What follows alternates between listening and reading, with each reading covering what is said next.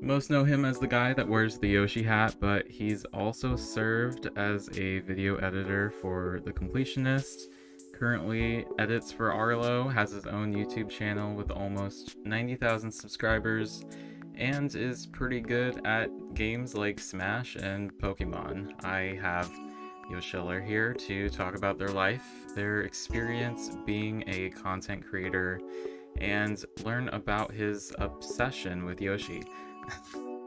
So here he is about to get revealed. This is a video part of an ongoing interview series that I call Revealed. It's a chance for me to talk with some of my favorite creators within the gaming universe and get to know them better, revealing a more human side that can often get lost in content creation. As with every YouTube video, if you like what you see here, please help me appease to the algorithm by leaving a like and subscribe if you want to see more. I have a list of guests lined up that I'll be doing this with, ranging from artists to YouTube personalities to Twitch streamers, all involved somehow in the gaming world. So with that, hi, how are you? Hello, I am tired. I'm always tired, but I'm also thrilled to be here. Thank you for having me on. Yeah, I feel that. My eyes, I definitely need a nap right now, but we're here. Um, so when you're talking to people that you've met online in person, do you prefer to go by Yoshiller or do you like using your pedestrian name? My real name is Bradley. Okay. You can refer to me pretty much however you want. Yoshi, Yoshiller, Bradley. As long as I know you're talking to me, like the Okay. names are interchangeable. It's fun. Yeah, because when we met at PAX a couple weeks ago, I didn't address you by anything, so that's just something I wanted to make sure of. No, that's very fair and that's a valid question. I have the same issue when I work with a couple of other creators. Chugga Conroy is a good example. When I hung out with him in person, I was like, "Do I call you Chugga Conroy, Emil?" And he's like, "Just as long as you call me something, guy, whatever. I know you're talking to me, so I'm gonna follow Yeah. the same philosophy. As long as I Okay. know you're talking to me, we're good. Yeah. No, no, I don't want to do like, hey, you know. You can. That's fine." Yeah, thank you for dinner again. And Sure. thanks for coming on here. I haven't been following you for too long, but I've been aware of the work that you do for quite a while as someone who regularly browses YouTube. I Um, appreciate it. I'm also no stranger to your personal channel. I asked to talk with you. What? No, I asked you to talk with me today. Right. Because I think it's important for people to understand that there's a lot more to editing than just pressing the export button. There's a lot of creative decision making involved, and Well, that's I'm true. excited to learn about your process and generally get to know you better. So I want to start off by asking if you remember when you first started to play video games and what your first game was. When I first started to play video games, that probably would be around the time I was age 3, age 4. So 1998, 1999. Yeah. And the game systems I definitely grew up with were my Nintendo 64 and my Game Boy. And on the Game Boy, I definitely had Pokemon Red. I used that to kind of learn how to read. And Mm-hmm. then on the Nintendo 64, I had Super Mario 64. So one of those two is my first game. And then I had a fair share of other games that I would play at the same time. And whenever I would get stuck in one game, say Super Mario 64, I would swap the cartridge out and put in another game. So I grew up playing a lot of games at the same time, but I think the safe answer for what my first video game was probably either Pokemon Red or Super Mario 64. Yeah, that's a safe bet, especially saying that it was around 1998. I definitely grew up with my Game Boy. I also had an older brother, and so we kind of had to share everything, and he kind of got like first dibs, I guess you would say. Um, other than Yoshi, is there a character that you would consider your favorite? In recent years, Okay. Historically, Yoshi has always been my favorite video game character.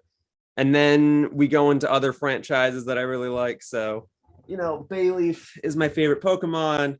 I have a favorite Sonic character that would be Knuckles. I really like Zero from Mega Man X. And more recent years, I've really taken a liking to Little Mac from Punch Out.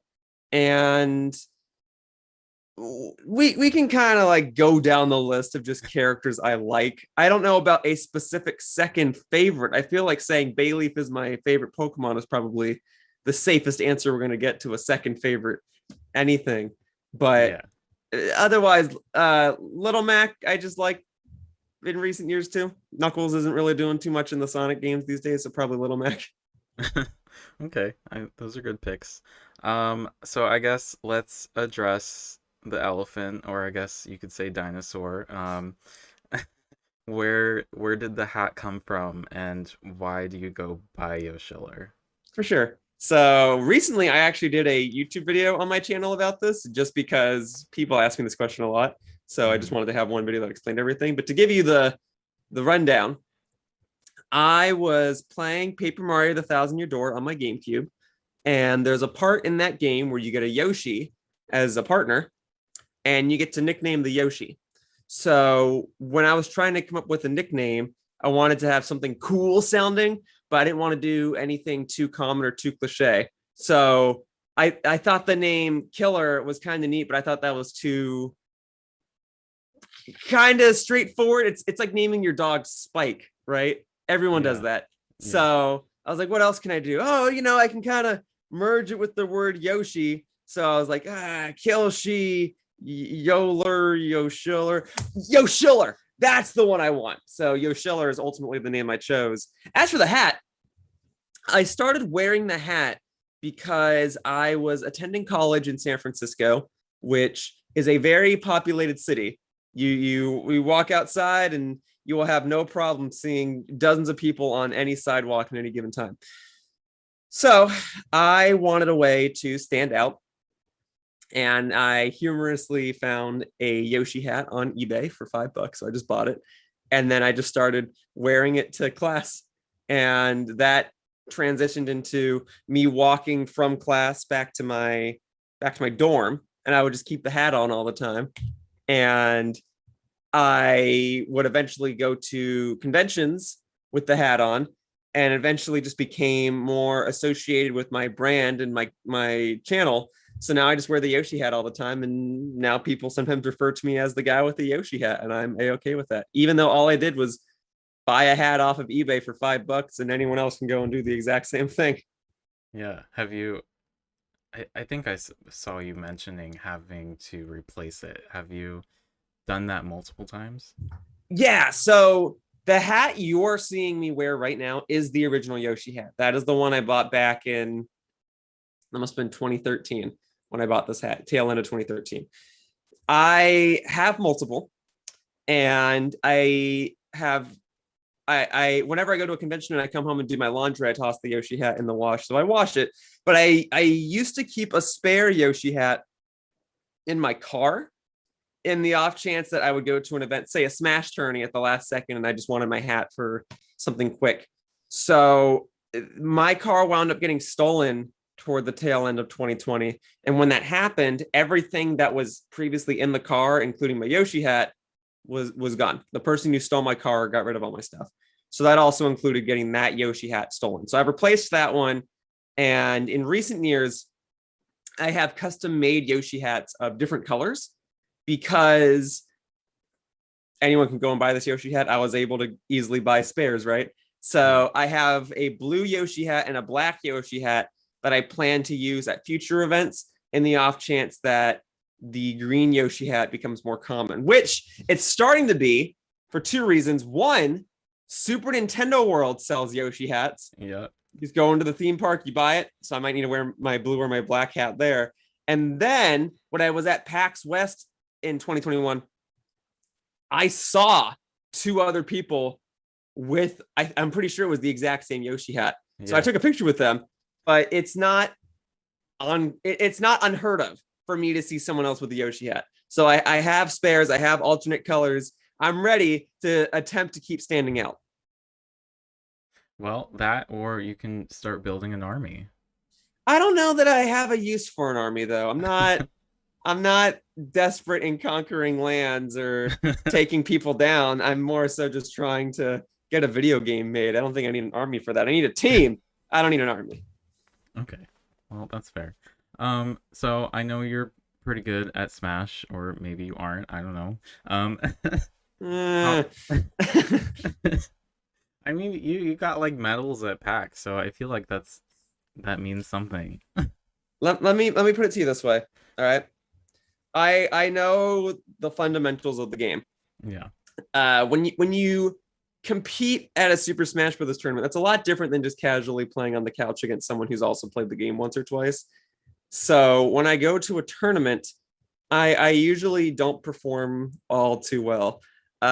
We call it going 0-2 when you play, because when you go to most Smash tourneys, there's a winner's bracket and a loser's bracket, and everyone starts out on the winner's bracket.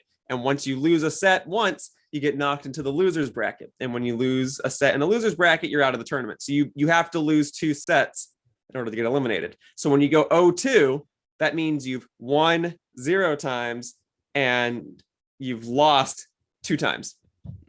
So I go 0-2 a lot. The medals you saw me get at PAX, like, yeah, that's cool.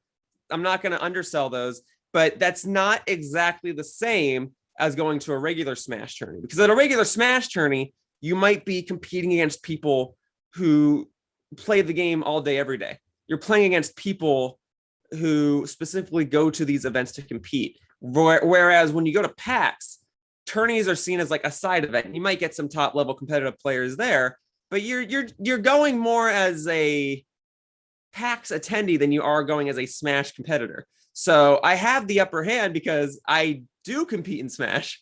But if there was another Smash competitor in the same tourney, I may not have won. You know, I was very fortunate and very lucky to get Smash medals, but I didn't win the major Smash tourney that was there. You know, I won a smaller side of it. I just said I wasn't going to undersell my victory, but the truth of the matter was a gold medal is a gold medal. I did win an event, but I did not win the event. You know, I won a smaller Smash tourney that had items on and gimmicky stages. I did not win the big bracket tournament that had 128 players and everything was treated like an actual tournament.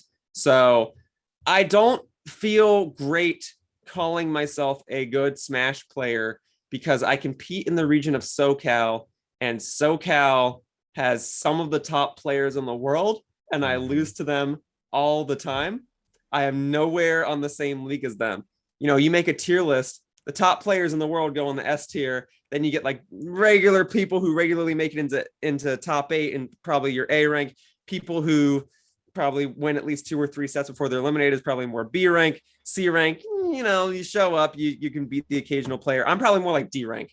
You know, maybe I'm C rank. Okay, maybe I'm C rank, but definitely no higher. I don't make it into top 8. I don't really beat top players. There's a level to that game that I'm not understanding, but I at least understand some fundamentals, like different ways to get up from the ledge, different ways to win when you're in disadvantage, different ways to recover so you're not predictable all the time. I know that stuff, but it doesn't mean I can stop most of the players I play against. They have a way of improvising and adjusting in ways that I just can't grasp. Yeah, but at the same time, I was looking at leaderboards. I think it was Smash GG. Is that a thing? Yeah, Smash.gg. Yeah, that's you're where you would sign up for a tournament. You're definitely like always in the top 50%. So I feel like that should mean something. Let me well, if you go to a tournament and you beat and you win one set, then yes, you have done better than half the players there, right? Because no matter what, at any tourney, half the people will be eliminated in the first round. So yes, if I win one set, I am better than half the players there. There's other ways I can skew it. Like there's 5,000 plus registered Smash players around the world on Smash.gg. And I think I'm ranked like 500, 512 or something. So I can say, yeah, you know, I'm basically in the top percentile, but I don't want to be that guy because I love competing. The number of your rank does not matter unless you're like in the top 50. Yeah. I'm sorry to say. Okay. Well, I still consider yourself good.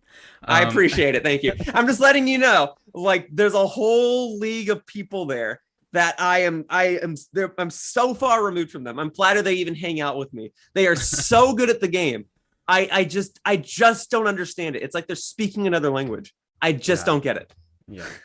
But you do have a series on your YouTube channel called Road to Sakurai. I don't Yes. remember when the last time you updated it was, but can you tell us what that's about? Yeah, it's been a while since I've updated it, and I'll explain why in a moment. So I I have always wanted to meet the creator of Super Smash Brothers, and his name is Masahiro Sakurai. And the way I see it, there's two ways that I just regular old gamer Yoshiller, could feasibly meet him. The first option is to make an indie game or a AAA game that becomes so successful that Sakurai acknowledges it, and perhaps we're at a similar panel or game developers conference together. That's option one. Option two is I become a top ranking Super Smash Brothers player. I go to a tournament where Sakurai himself hands out the awards during the award ceremony, and I meet him that way. Those are my two options. And I figured, given the circumstances, the latter option is more feasible for me. I still want to make a game and all, but that's a ways away. So right now, given the circumstances, I can at least go and compete. And before anyone calls me crazy, I have seen Sakurai at two different award ceremonies hand out awards to people. So it's definitely possible. He did it at E3 2018 and he did it at Evo Japan. So my series is called Road to Sakurai because it's supposed to document my tournament progress and my growth as a competitive player in hopes of me meeting in hopes of me one day meeting Masahiro Sakurai. And the series ends whenever I do meet him, even if it's just me wandering on the streets of Japan and I walk into a family mart and I buy a I don't know, like a cupcake or something, and I walk out and Sakurai's on his way in and I go, oh hey Sakurai. That would be the end of the series right there. So that's the point. I used to have general Super Smash Brothers series content on my channel where I just did multiplayer matches, and that was fun. But I wanted to try something different, and this time I wanted to try a series with an end goal. And I might never reach that goal. And the reason I haven't updated the series in a while isn't because I haven't been competing. I definitely have. I just have been working on so many other things, and competing has been a little difficult as of late. So it's been a year. It's been over a year since I've last updated the series.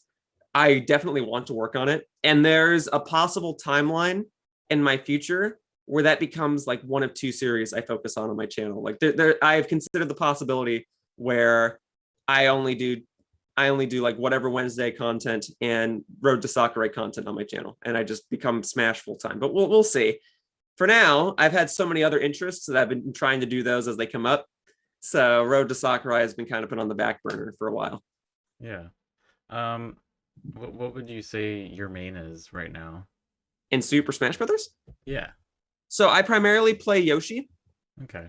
I also have taken a particular liking to Banjo and Kazooie. Mm-hmm. The first time I used Banjo was actually at a Super Smash Brothers tournament. The day he came out was a Wednesday, and every Wednesday I made it a habit to go to a local Super Smash Brothers tournament called Wednesday Night Fights. And that night they said, you know what, we're going to allow Banjo in this tournament. Now I just came off of work. I went from the office, I went to Wednesday Night Fights, so I have not even had a chance to touch the character. And they said players who want to use Banjo in this tournament will put them on stream. So I said, okay, I'll do that. So I played Banjo. I played against another player on stream. He was a very good sport. He played Hero, and we were basically just mashing, just pressing buttons to see what would work. And I won. So I figured from that point onward, I got to stick with Banjo, right? So I use him. And the other, so Yoshi and Banjo are my bread and butter. Like those are the two characters you're going to see me use the most. Then I love playing as Little Mac, but I acknowledge he's not really tournament viable. I used to play as ice climbers, but I couldn't quite play them in a way that would lead to good results. They have a pretty high skill ceiling. So I dropped them when Min Min came out because Min Min was my arms main. So I was super excited to see her join Super Smash Brothers. So I figured, well, now I have to play her, right? So it goes Yoshi, Little Mac, Banjo, Min Min. But Yoshi and Banjo are my two characters with the results. Yeah, yeah. I usually gravitate towards Rosalina, who everyone hates, and That's fair. A lot of people used to use Rosalina in Smash 3DS and Smash Wii U. When Smash Ultimate came out, not as many people use her. So yeah. it's actually kind of interesting that you still use her because she's one of the less common characters, and she's another character with a bit of a skill gap. So I can respect that. Yeah, I'm just like obsessed with her, similar to how you are with Yoshi, so I kind Sure. of just use her in everything. But I also go for Pikachu, and I haven't played in a while.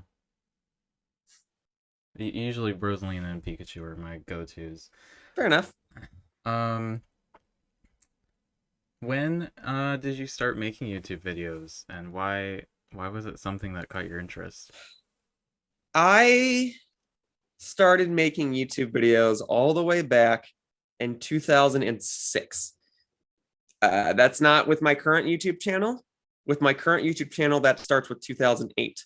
So when I initially made YouTube videos, I was making what the community would call AMVs, which is when you take a show that you like, you take a song that you like, and you make your own fan-made music video using clips from the show that you like in synchronization with the song that you like. So the classic example is people taking Linkin Park songs and using clips from Naruto and Dragon Ball Z. I was making AMVs of a fan-made show called Super Mario Brothers Z, and that was how I basically kind of just got started with editing. I watched Super Mario Brothers Z. I said, "Oh, that's so cool! I want to animate like that." Meanwhile, it's 2006, so I'm only in sixth grade, so I'm kind of a dunce when it comes to understanding how animation works. So I figured, all right, next best thing, I'll make AMVs because I can at least do that. I've got Windows Movie Maker on my computer. So that's how that started. Then I had a video camera, and on the video camera there was a port for a cable to go into it, which essentially I was able to connect my video game consoles to my video camera to record them in direct capture. I didn't have to point a video camera at the television screen. I could just record my gameplay footage directly. And once I figured out how to do that, I decided I want to record gameplay videos. I want to record a bunch of gameplay videos. And that's what I did because I just love video games so much. And I've been doing that for years and years and years. And my content has changed so much that I don't do AMVs anymore. I record my voice and play games. So that's what started it with Super Mario Brothers Z. And these days I've just been editing for so long, I realize my voice can be heard and I can edit for other people, that it's just kind of snowballed into becoming what I do most days, most hours, most minutes of every week. Yeah. Have you ever wanted to go back to making an AMV just to see what you would do now? You know what? I made an AMV in like 2012, 2013 for Pokemon. Yeah. Aside from that, I made like a half AMV. The YouTube channel Video Game Rap Battles, their primary editor was out for a week and they needed an emergency editor, so I stepped in. So I edited that. Do I want to make more AMVs? No, I don't. These days I edit videos for a sense of satisfaction. I like being able to create things that I could put in a portfolio. And although I could spam a bunch of effects and do these different visuals that would make an AMV worthy of putting in my portfolio, I don't get the same satisfaction in doing that. I'd rather do a video essay or something like my Road to Sakurai series than do more AMVs. Yeah, makes sense. Um, Outside of making videos, would you consider yourself a creative person? I would consider myself a creative person. I am what I like to refer to as creatively ambiguous. That is to say, I have a lot of different hobbies, and while some people would, or I guess it's all gaming hobbies, but I have a lot of different interests in gaming. So rather than just hone in and focus on one thing and perfect my craft on it, I like to experiment with a lot of different things and just at least get a taste test for everything.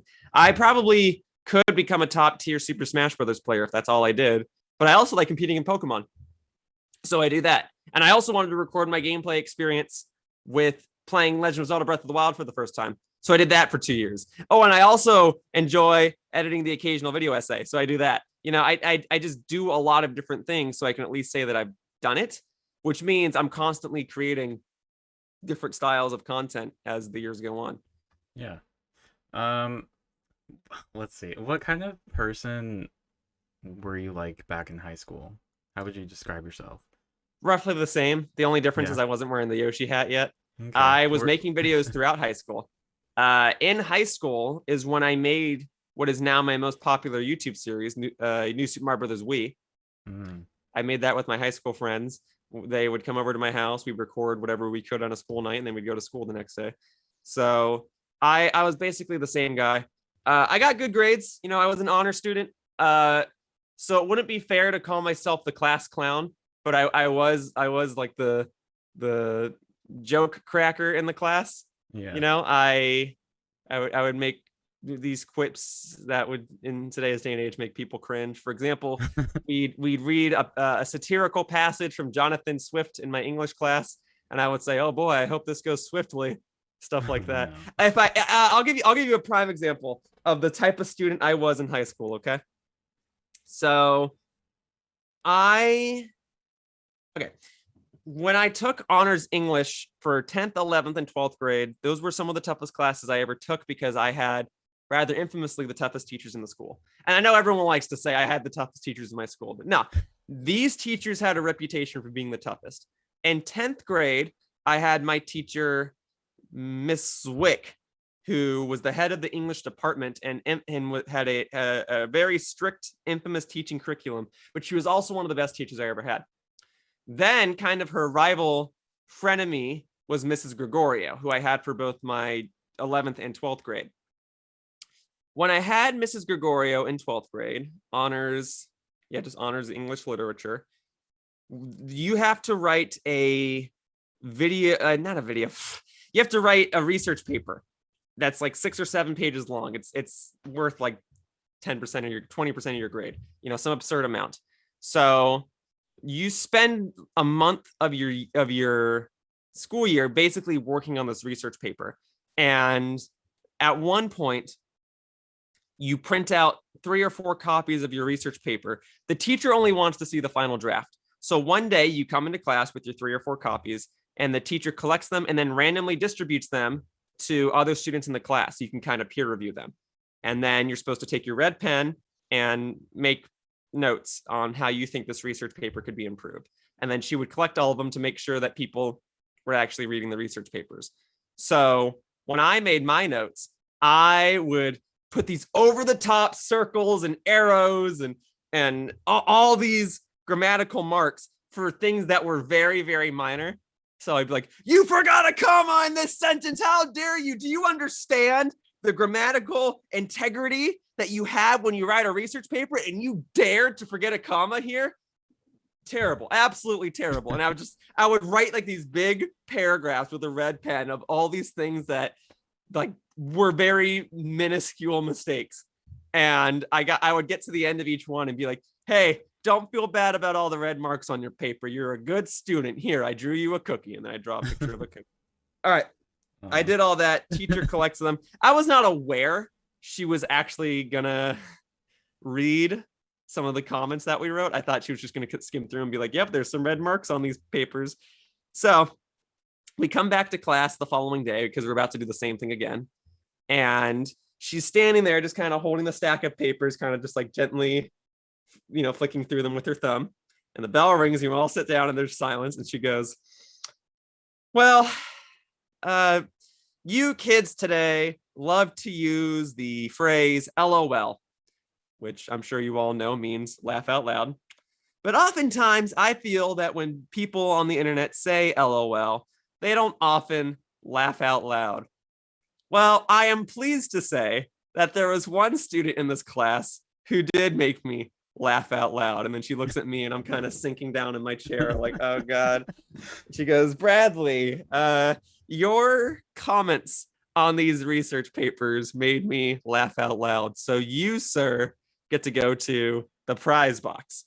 And these teachers were so tough. They didn't give out A's very often on their tests or on their essays. So on the off chance that you ever got an A, you were allowed to go to the prize box, which just had like stickers and bookmarks. So I took a little bouncy ball from there, and it's sitting in my closet. But that's one of my most cherished possessions, just because I was one of the few students in that class to ever go to the prize box, just because I made the teacher laugh. Oh, that's nice. So I guess placing yourself in like a table in the lunchroom, you would put yourself where? I was probably the popular student. uh Okay. I'm thankful for that. I was definitely a Yeah. geek. I was very nerdy. Everyone knew me as like the Nintendo gamer who plays Mario, Kirby, and Pokemon. But nobody like bullied me for that, or I didn't get beat up for that. I got poked fun at, but nobody was ever malicious to me. Yeah. They realized I was like the smart, funny kid too, so they actually liked hanging around me. Yeah. They were like, be nice to that guy. He's a good kid, type of thing. So Yeah. I was very fortunate to be respected, I guess, in school. I also had a great group of friends. I already said when I did New Super Mario Bros. Wii, I did that with my high school friends, and we hung out with each other at lunch all the time. So there was Andrew Ian Pelt. Then there was also Michael, Anthony, Logan, Jody, Yvonne, Chelsea. We might have had like 2 or 3 other people sometimes there as well, but we had a good group. I haven't seen them in a while, so I hope they're all doing okay. But as far as I'm concerned, we're on good terms. It's just one of those things where high school ends and we all kind of go off and do our own thing. So, Yeah. but yeah, I had a good group of friends. I got nominated for prom king, so somebody liked me, right? And I always tried to do what I could to stand out, even back in high school. I was making YouTube videos in high school, so I would go home, do all my homework, and then work on my YouTube videos. So I really was basically the same guy, just without the Yoshi hat Yeah. Yeah. and a higher pitched voice, I guess.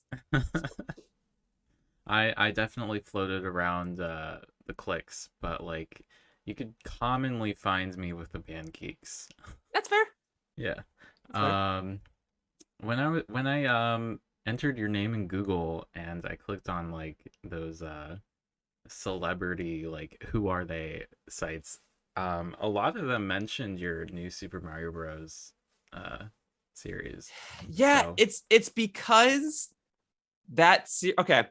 It's this weird effect, right? So that the most popular video on my channel is like New Super Mario Bros. Wii Part 3. It's at probably 13 million views now. And so what happens is people go to my channel, they try to see what my most popular video is. They see that it's New Super Mario Bros. Wii Part 3 with 13 million views, and then they click on it to see why. So it just keeps going.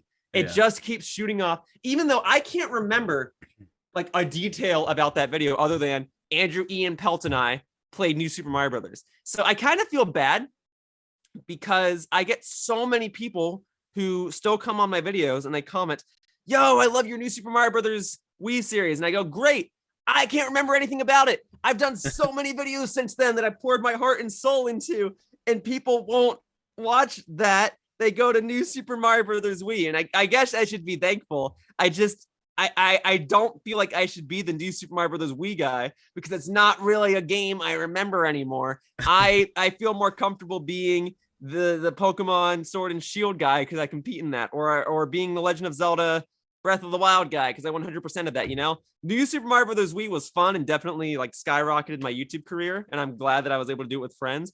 But I don't want to be tied to that game because I don't remember anything about it. To me, it was just another series on my channel. But that's what people remember, and that's how people find me. They're like, "Whoa, you got a video with 13 million views," and I go, "Yeah," and it's not one of my favorites, but I'm glad people enjoyed it back in the day. Yeah, that's how YouTube works, I guess. So this is something that we briefly talked about when we were hanging out, but how does your relationship with the completionist start? Yeah, so technically the completionist and I first met because Nintendo would invite us to a lot of the same events. At the time, we were both Nintendo brand ambassadors. So at events like E3 or PAX or something, we would see each other. We didn't really hang out, but we knew of each other's existence. what wound up happening was in 2016, a mutual of ours by the name of Gilly the Kid forwarded my resume to Gerard the Completionist because I guess he was looking for an editor. So Gerard followed up on that, said, "Hey, are you still looking for work?" And I said, "Yeah, absolutely." So I went over to his office and I had an interview. And after the interview, he hired me on the spot, and I worked for him for 3.5, 4 years.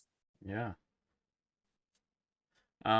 Do you know like what specifically stood out to him about you? Was there like a certain video of yours that he saw?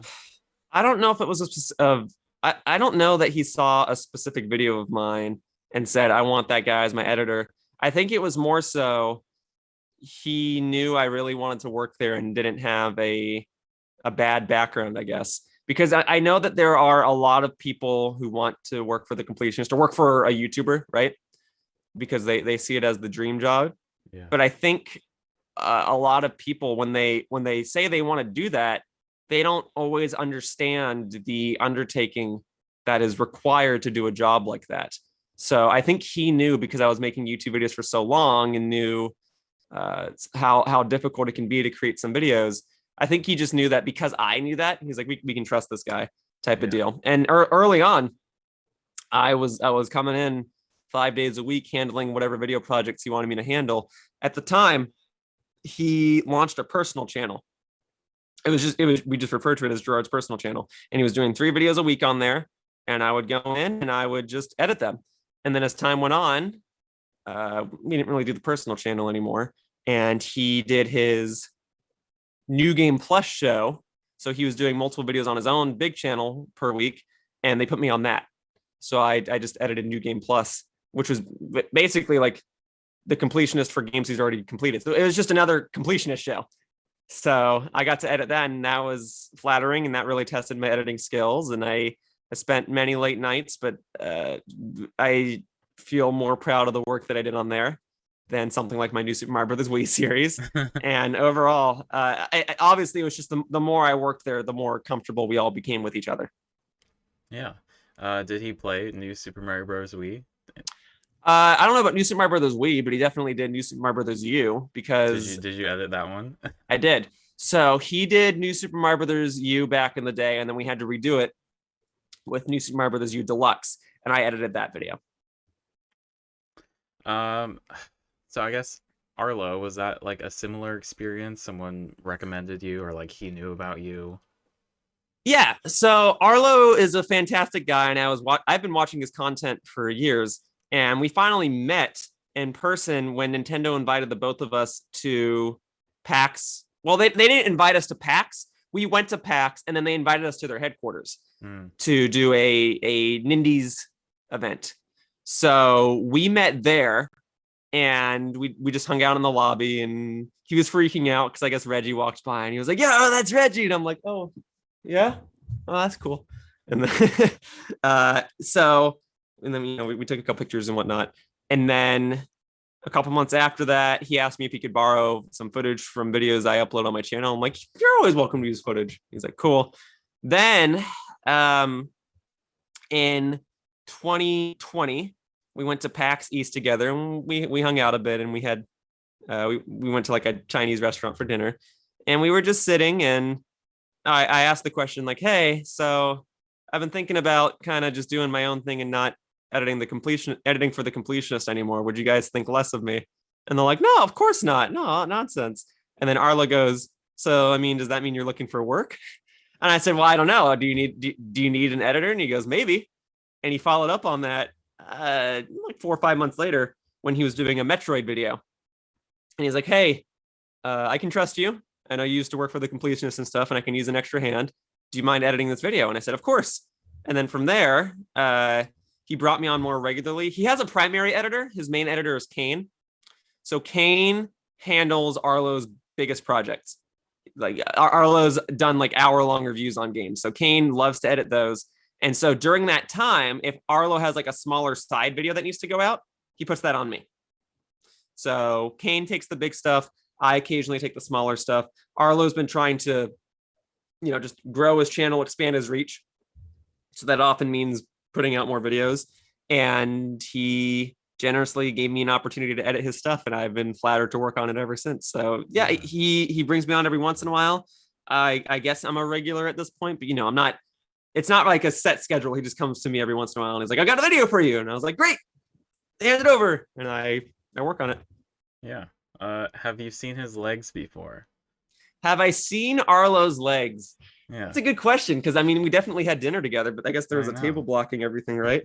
uh Nah, he's just always been blocked by somebody. He's with Yeah. Loxton. It's He's weird. with the Tricycle guys. Yeah, I don't know. Or he's with Boundary Break. I get he's always blocked by a table. That's a fantastic point. No, I don't think I've ever seen his legs. Wow. Well, that's something that needs to like be figured out, I feel like. Well, it's a little hard to go into your boss's office and say, "Hey, can I see your legs for a second?" Yeah, So yeah, that's it's fair. okay. That's fair. That's fine. Um, what would you say the difference between your personal channel and the videos that you edit for like Arlo is?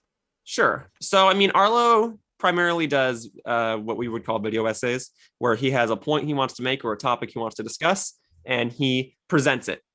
And sometimes it's scripted, sometimes it's not, but that's generally how he does his videos. My videos primarily are gameplay showcases. I record my reaction to a game, I play a game with friends. I've done a couple video essays on my channel. I talked about what Nintendo Switch Online might look like in 2021. I've talked about the state of the Mario and Luigi series. I've talked about just a couple of other miscellaneous topics. But video essays are not the main thing I do on my channel, though I do enjoy editing them. But on my channel's kind of like my portfolio. I like to upload stuff that best represents me and things I like to do and create. So if I want to do a multiplayer video on, say, Super Monkey Ball, I grab a friend and I upload that to my channel. Arlo doesn't quite do that. Arlo's usually looking at the news, usually giving his opinion on certain things in the news.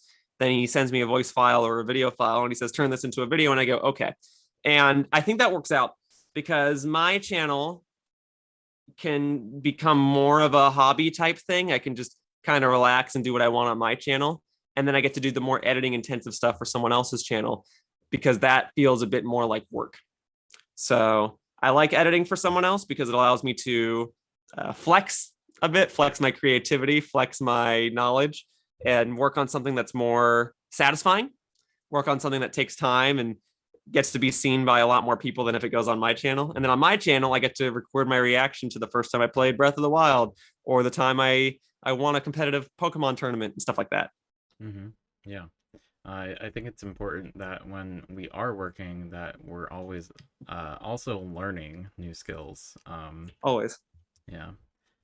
Because of the nature of your work involves traveling and collaborating with people, what would you say your favorite event or opportunity you've been given has been so far? It would Conventions have literally changed my life for the Mm-hmm. better. If I did not go to certain conventions, I would not be doing what I'm doing now. If I didn't go to PAX East 2020, I'm not so certain that I'd be editing for Arlo right now. If I didn't go to, let's say, E3 in 2015, I'm not sure that Nintendo would ever want to work with me. And I got to meet all sorts of people that I still get to chat with and work with on a regular basis because I went to conventions. The one that kind of kickstarted a lot of stuff was PAX East 2015 because that one just had the most going for it. That I got to go on an hour early because I was part of media because I'm a content creator. And when I was there, the Nintendo Minute crew was there and they featured me in a video for a couple seconds by name. So I was very flattered by that.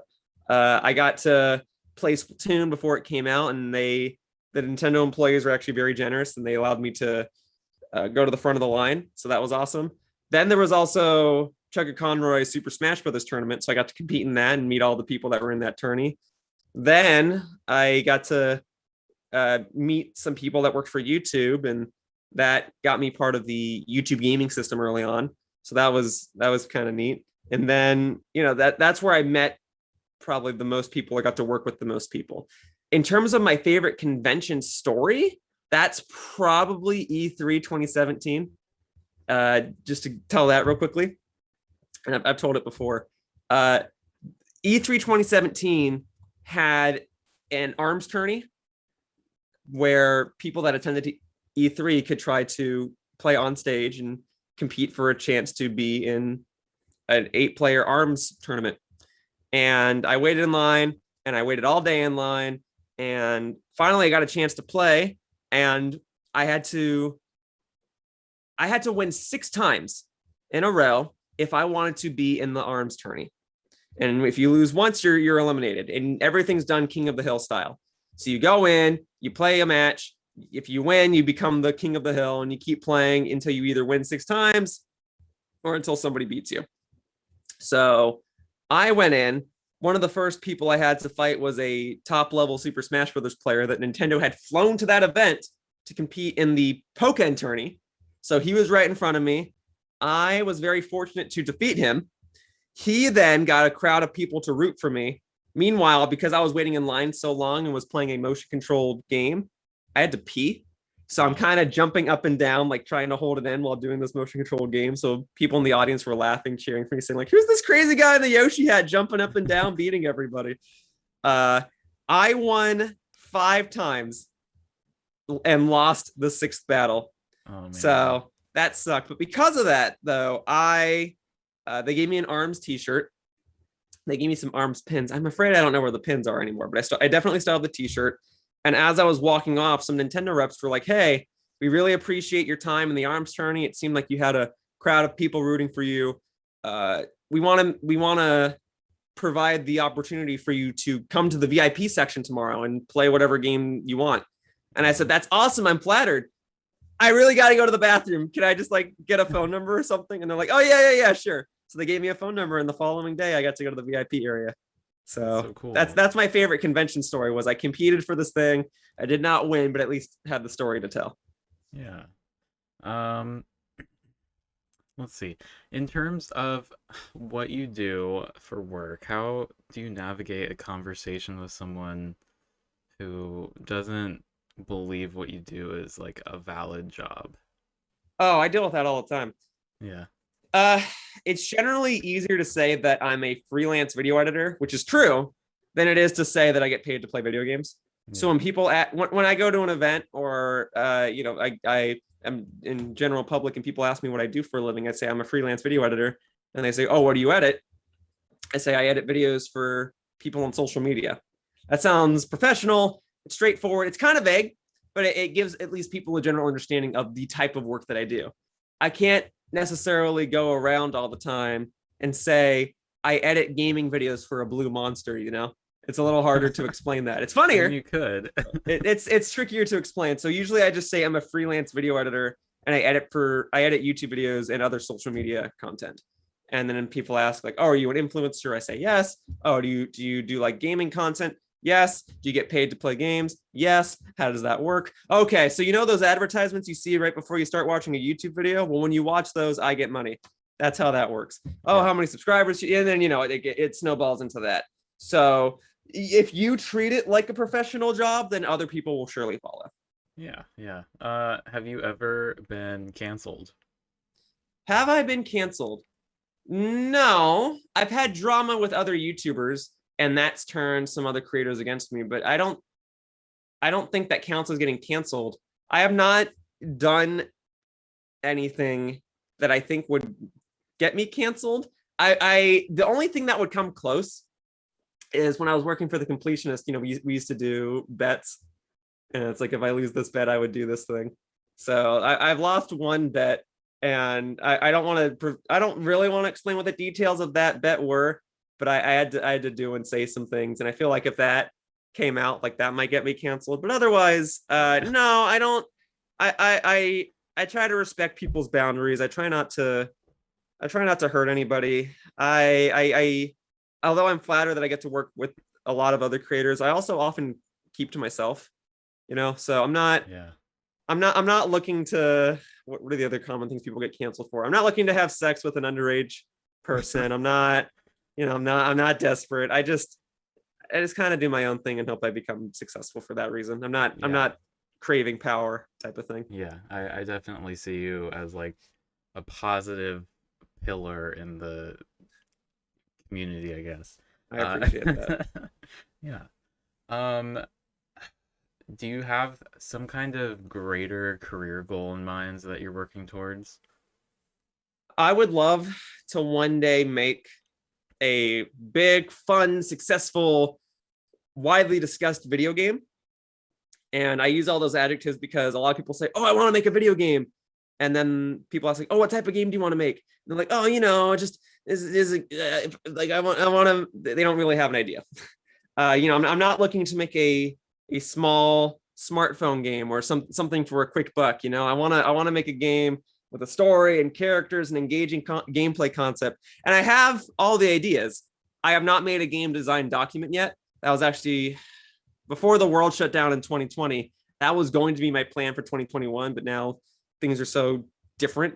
But one of these days, I'd love to animate just a proof of concept, basically to the point where it looks like a gameplay video. Like you watch this YouTube video and you think you're watching gameplay, but the whole thing is just animated. And I would love to take that and try to create a team that can turn that into a game.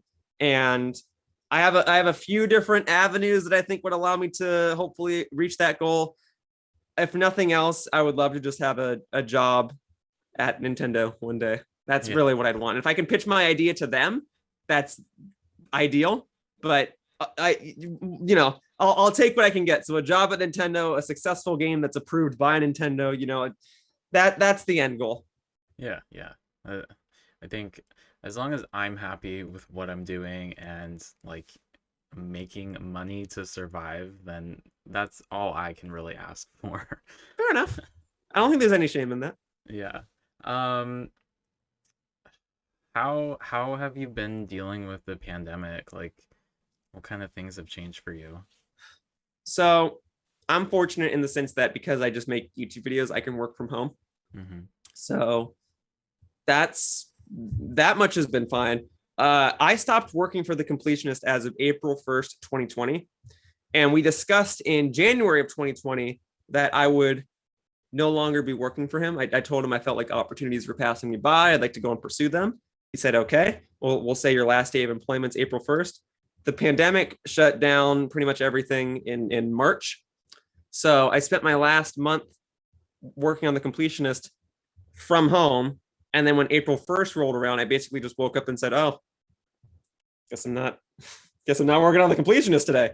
So the pandemic shutting down events and conventions and stuff definitely hinders my growth as a creator, because that's where all my opportunities and experiences come. That's where I get to meet people and do things and make a name for myself. So when that gets taken away from me, I'm just in the competitive social media space that everyone else is in. So I have a harder time standing out. And I do what I can. Animal Crossing came out. Lots of people jumped on that. I figured I'd jump in on it too. But the thing that would separate me would be that I would play the game for an hour every single day, no matter what. So that's what I did. Most people live stream the game for a while. I said, no matter what happens, I'm playing the game for at least an hour every single day. And every 10 days, I'll have a guest and I'll try to get all the little achievements in the game. And I'm going to do whatever I can to really make the most of this game. So I did that every single day, in addition to trying to do other daily content on my channel, walkthroughs and Road to Sakurai and competitive Pokemon battles and stuff. And I was editing for other channels. So before I was editing for Arlo, I was editing for, actually right when I started editing for Arlo, I was editing for 7 channels and trying to do daily content on my own channel and trying to do Animal Crossing on top of that. That turned out to be a lot. But I was editing for so many channels because I thought that was the avenue I wanted to take to try and make my name known. I wanted to be the Tom Holland of video editors.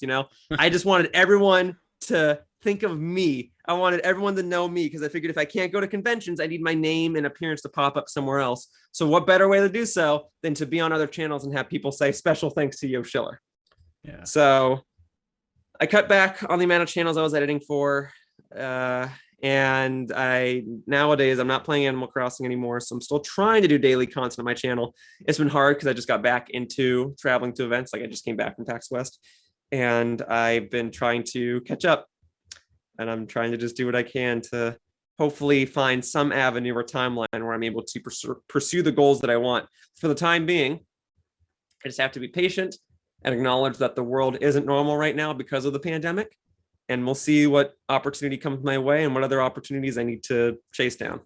Yeah, yeah.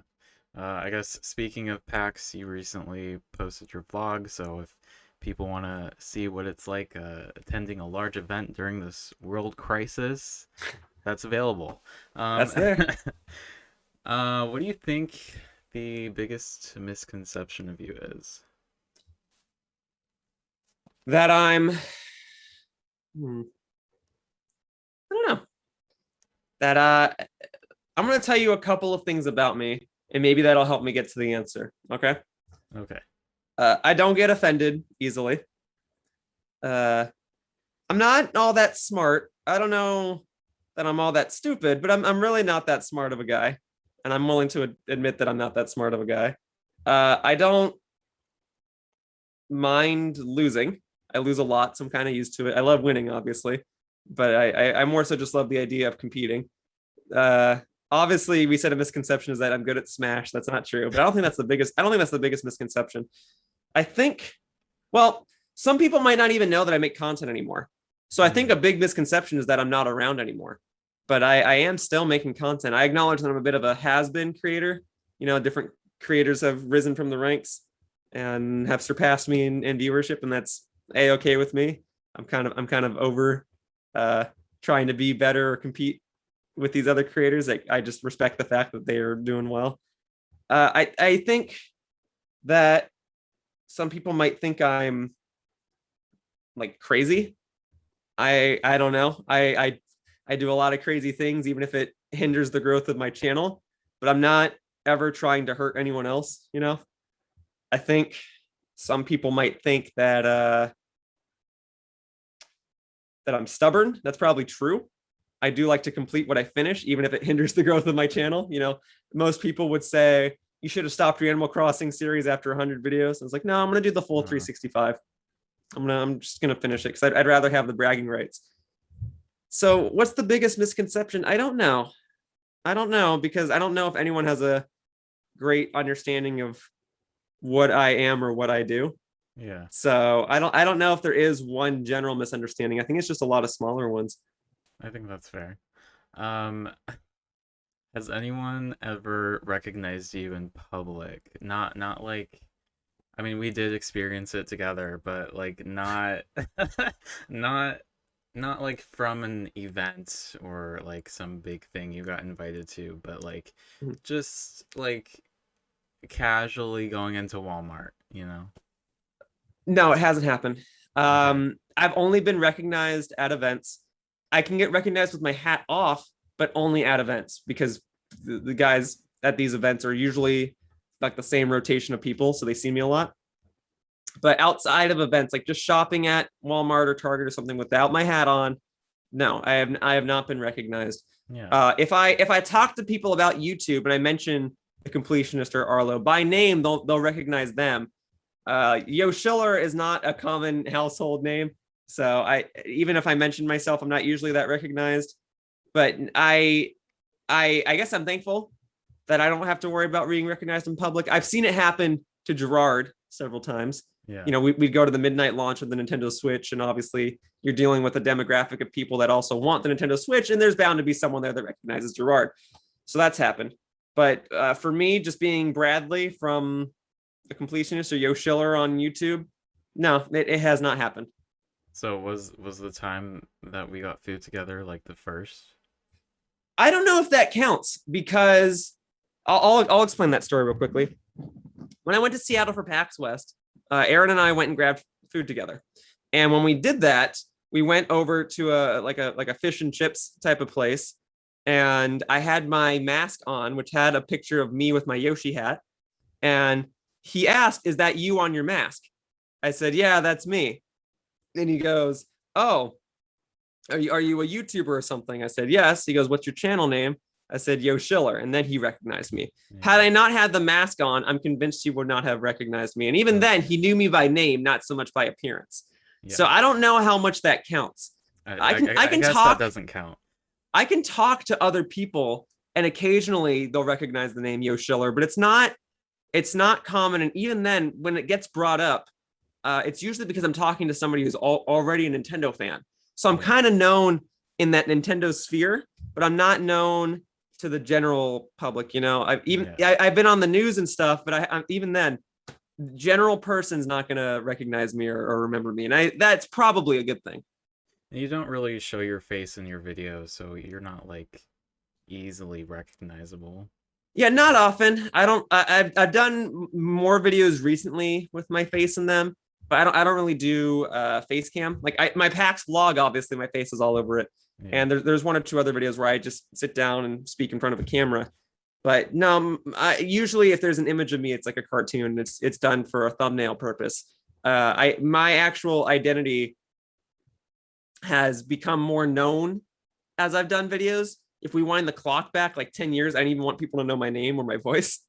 But these days, yeah, my face is more prominent, but it's not in every single one of my videos. Most of my gameplay videos it's just the game. Yeah. Yeah. So if Kirby were to gain your ability, you can't say Yoshi, you can't say like the Smash Yoshi. But that's what he would look like. No. Okay. You have to do something different. What would it be? All right. Fast metabolism, I guess, but that doesn't make a difference because he's already Kirby. I guess if he were to look more like me and not just Yoshi, we'd probably have the long brown hair and the glasses.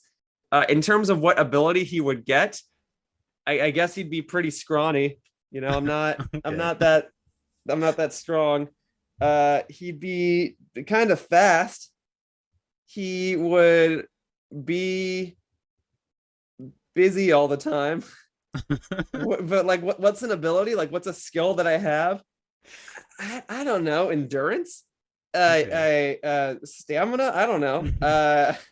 He would video editor. I'm not a master. Well, I guess I technically am. I am Adobe Premiere certified. Oh. But there's a lot of things in Adobe Premiere I don't know and I'll probably never know. Yeah. I don't think anybody who edits videos knows every single trick in any program. A lot of tricks, but the best and worst part about video editing is that there usually isn't just one specific way to do something. There might be a preferred way, but there's usually multiple ways to go about getting the same outlook. So what ability would Kirby get? The ability to just chill out and think stuff, try to think about multiple things at the same time. It would be more of a mental ability than a physical one, but he would have glasses. So there'd be that. Glasses and long brown hair. Long brown hair and a Yoshi hat. Yeah. Okay. All right. So now I'm going to ask you to get your phone out. I'm going to be sending you pictures for you to react to.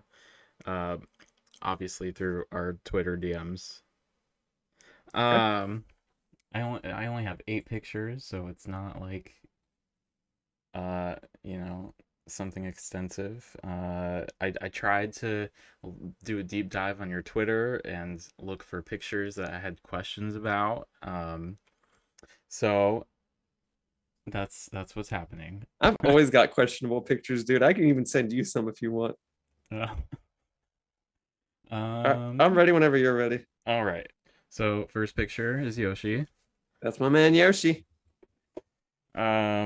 Next we have you with a person. Oh, that could be anybody. Yeah.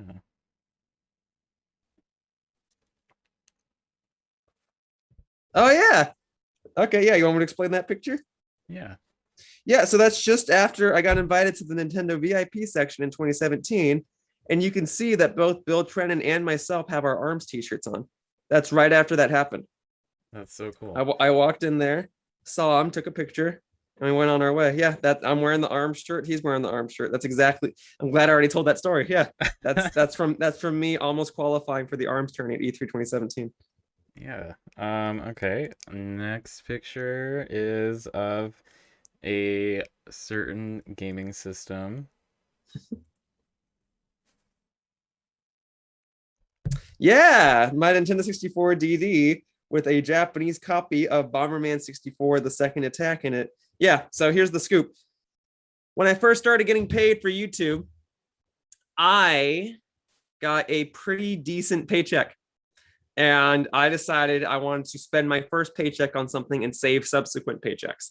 So the first thing, or I spent the first two paychecks because the first thing I got was a new computer. And the second thing I got was a Nintendo 64 DD with 7 of the 9 games that are available for it. And that red Nintendo 64 that's in the picture came with it. So that specific picture was posted on my social media account because people were asking what's the rarest gaming item you own, and I believe it's that. And then in addition to that, I put my copy of Bomberman 64: The Second Attack in it. In Japan, it's not that rare of a game, but in America, it is. And I own both an American and a Japanese copy. So that's probably the rarest thing I own. Crazy. It's just sitting right here. Yeah, I don't know if I own anything super rare. I think I'd like to own a Virtual Boy. That's the thing that I want. I feel like that's a bit easier to come by than a Nintendo 64 DD. Yeah, definitely. But okay, next picture is of you, I think. It's loading.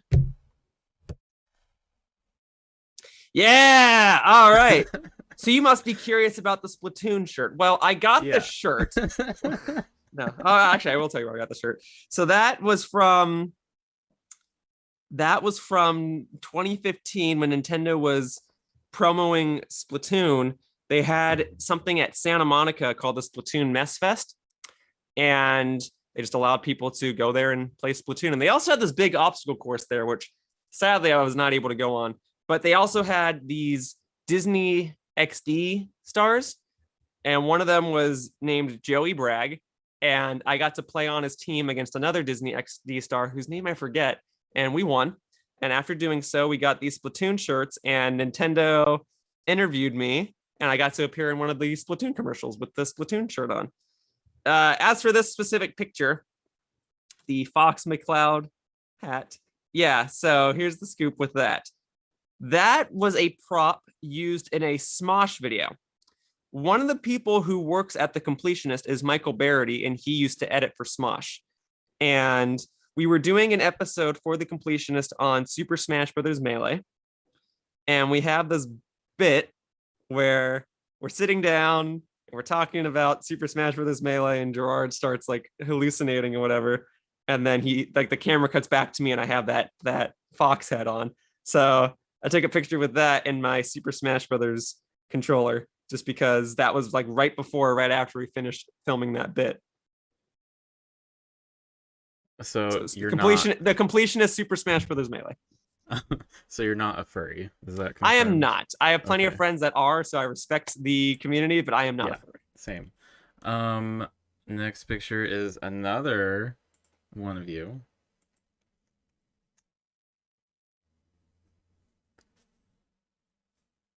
Yeah, these are good. Yeah, so in 2018, for Halloween, I dressed up as Zuko from Avatar: The Last Airbender, and I got so into it that I bought an outfit. I had makeup done on my face, and I dyed my hair black. Yeah, have you done any other cosplay? Not really. No, that's the one. And that picture was taken at the Completionist's household, actually. I got my hair dyed black that day. I left work like an hour or two early so I could go get it done. Then I showed up at his house for like a little Halloween party, and I went dressed up as that, and it was cool. That's the only time I've really gone that far into cosplaying. I would not be opposed to do it again. I don't know why. It was just that year I was like, I want to go all out with my Halloween costume. It's also kind of expensive. Yeah, and it was an excuse to have black hair for like 4 months, so that was interesting. So if you actually look at my original Road to Sakurai intros, I have like a little animated character running around. He has black hair in the first couple of episodes, and then later episodes it goes back to brown hair once my natural color came back. Okay, next picture is of some things hanging on a wall. Things hanging on a wall. Oh, yeah, you mean that? Yeah. How many conventions have you been to, do you think? I can tell you right now, right? 1, 2, 3, 4, 4, 5, 6, 7, 8, 9, 10, 11, 12, 13, 14, 15, 16, 17, 18, 19, 20, 21, 22, 23, 24, 25, 26, 27. 27 if Evo is counted as a convention. Yeah, I'd count yeah. that. So 27. So what I do is every time I go to one of these events, I hang on to the lanyard. Any pins I get, I stick them to the lanyard, and then I pin them up on the wall over here. PAX West being the most recent one. Prior to PAX West, the most recent was PAX East 2020, and then Evo Japan, and then PAX West 2019. Then that must be Evo, and then before that was E3 2019. Yeah, it's a little obscure because I've got a TV and stuff in the background. Well, the only one that we have in common is E3 2018 because that's you won 2018? I did, yeah. Very fun, very fun. Good year. Yeah, that was Smash year. I went up on stage and got my butt kicked in front of the hundreds of people that were watching. It was great. I did not get very far. That's okay. That's okay. Next picture is another one of you. I guess I should just keep my phone in front of me. Specifically your face. You just tell me. I think I already know. Yeah, as soon as you said your face, yeah, I already know what happened. Yeah. Okay. Well, first of all, you can still see all the other lanyards in the background. Just want to point that out. Second, yeah. So I used to have. I guess we deduced it was a cyst growing on this side of my face. Years ago, I was told it was an ingrown hair. So we had a dermatologist kind of just scrape it out. Last year, it started to grow and swell up again. So we had a plastic surgeon take a look at it, and he cut it out. And then I had to wear a pretty much a giant bandage on the right side of my face. So I thought it'd be funny to draw a smiley face on it, so that every time I could go into the restroom and see myself in a mirror, I would laugh. I was inspired by a Camp Lazlo scene I had watched just like a week or two ago, where one of the other characters gets a cartoon bump coming out of his head, and there's a nurse, and the nurse goes, "Oh, I drew a smiley face on it. I don't know." So that's what I did, was like, well, if I'm gonna have this big bump on my face, I'm gonna give it some Yoshiller flair. So I drew a smiley face on it, and then I took it off like 2 days later. Last picture is of something you already kind of talked about. What is up? No secrets. I mean, I keep other people's secrets, but I don't have anything to hide myself, really. Well, it's of your. Oh, there we go. My blue Yoshi hat. Yeah. So that's sitting back here if you want me to grab it. Yeah, I have a blue Yoshi hat now. Not necessarily because the blue Yoshi is my favorite, but because it's the Yoshi color that I had when I played Paper Mario: The Thousand-Year Door. The original Yoshi that was nicknamed Yoshiller back in 2005, 2006 was a blue Yoshi. So when I decided I wanted to get custom Yoshi hats to stand out even further, I went with blue. And then I also went with black, because when I play other games like Mario Kart, I usually use a black Yoshi. Okay. That's all for the pictures I have. Great. Let's bring me back. There we go. You kind of already touched on what you want to do in the future, so we'll just skip right over, and that's all I have for you. Thanks for joining me. I've enjoyed talking with you, and I'm glad that we had an opportunity to meet while you were here. Hopefully things start to improve soon, and we can safely attend events like E3 and generally just be out in public again. For sure, man. I hope so. It'd be nice to hang out with you again, but yes, it would also be nice to go to conventions and events more regularly without fear of getting sick too. Yeah. So I'm hoping things go back to normal sooner rather than later, but we'll see. Yeah. I respect the work and the years of constant grinding, I guess, that you've done to get to where you are. I just wish you all the success. So can you tell people where they can find you?